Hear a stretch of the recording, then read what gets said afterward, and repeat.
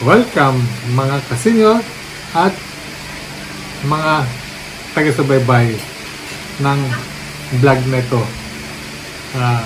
Ngayon po ay magluluto tayo ng ginataang gulay na sasawagan natin ng ano to?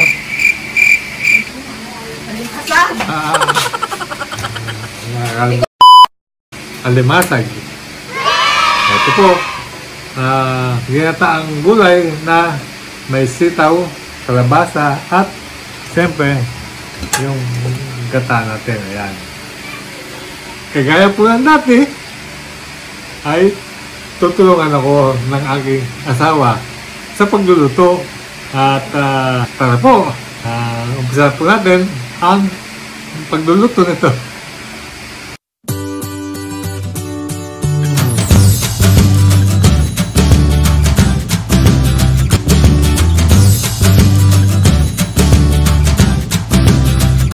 Simulan na po natin ang pagluluto.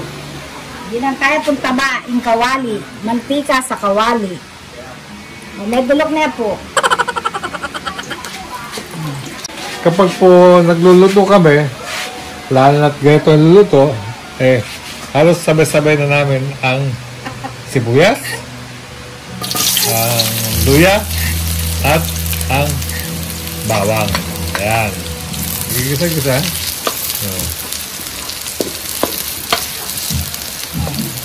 Gisa hanggang sa mag-brown. Pinag-gigilan niya sibuyas. May panggigilan sibuyas. Ano yan talaga yan? Kaya po natin ang palasa. Patis. Patis. Hindi naman masyado marami. Ayan.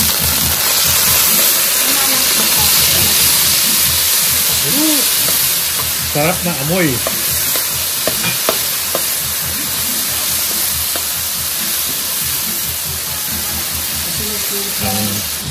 Palambutin muna natin ang sitaw bago natin ilagay ang alimasag dahil matagal din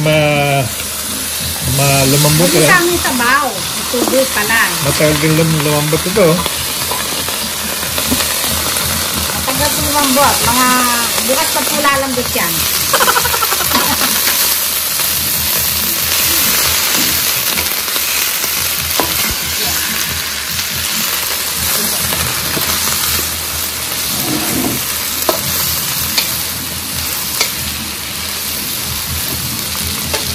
Tatakpan po muna natin.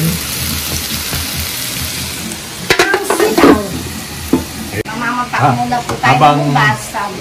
hinihintay po natin na lumambot, namamapak po ako ng prutas. Ubas. Po yung pangalawang gata. Lalagyan po muna natin ang ating sitaw para lumambot.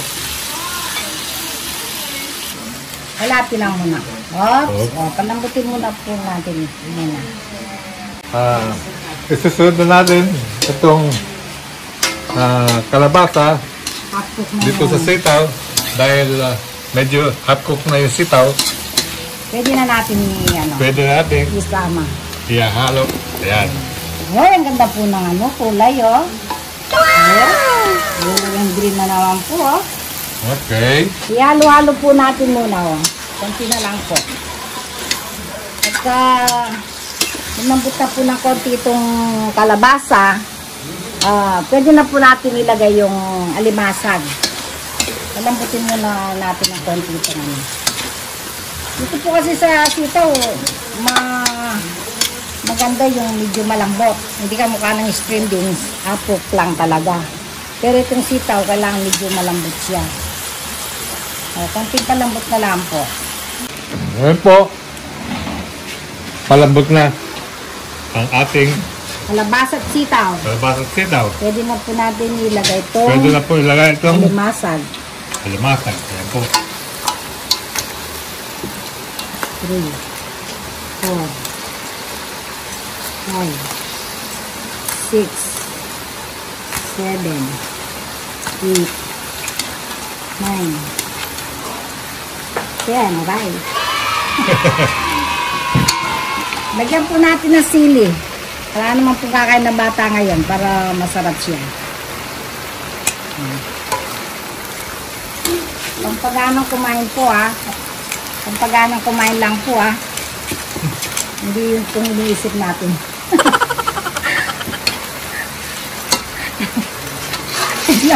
Tiglang utak mo na.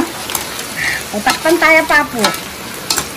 Ay po. Kapitanay ko lang kahit po. Unang gata. Ilalagay na po natin ang unang gata. Sa pagluluto po, wala naman po sinusunod. Kahit alin po ang unahin mo, magiging ginataan pa rin siya.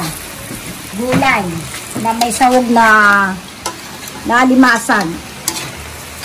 Kahit na po hindi sunod-sunod ang pagkakaluto. Pagka naluto po, ganun na rin po yun. Kasi po hindi naman po kami talaga chef. Kumbaga sineshare lang po namin yung mga alam namin lutuin. Nakalimutan po pala yung paminta. Lalagyan natin ng paminta para lalong masarap.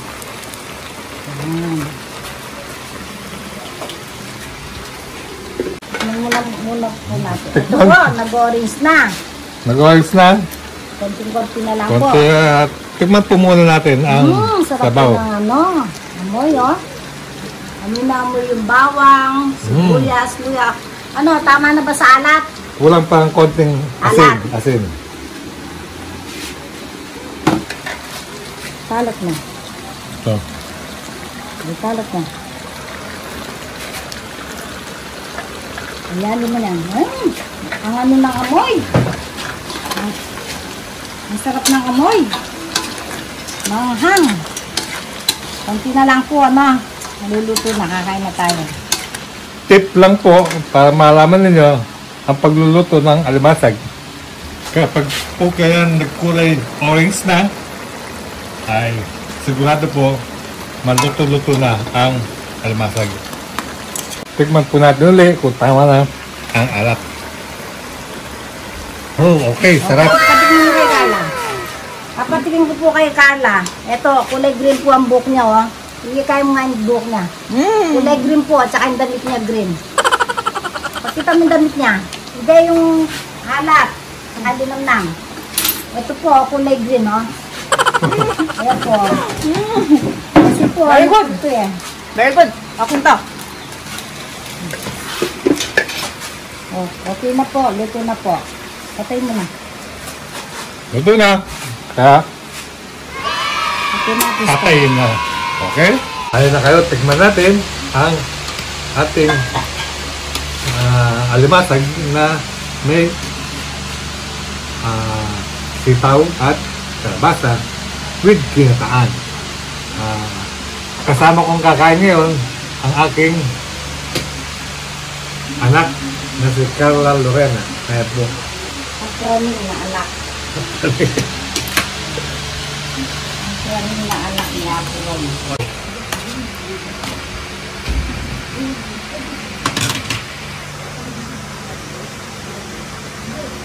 Okay. Good na good.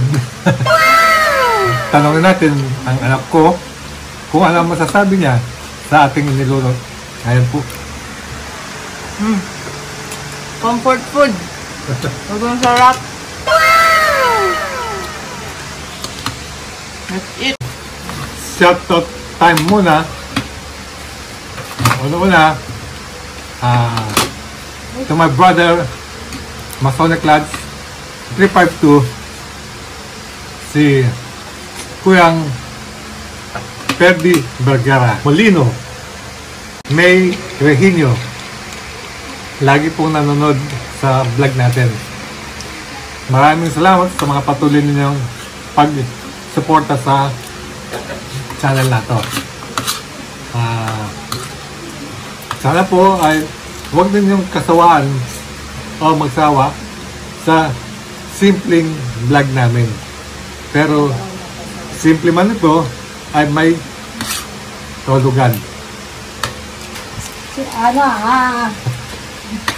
Para po, kahit simpleng vlog lang po, kahit pa paano po mapasaya namin kayo, lalo-lalo na po ngayon pandemic. Talagang marami pa pong bawan. Hindi pa po tayo pwedeng totaling nakakalabas. Kaya sana po stay na lang po tayo sa bahay, keep safe.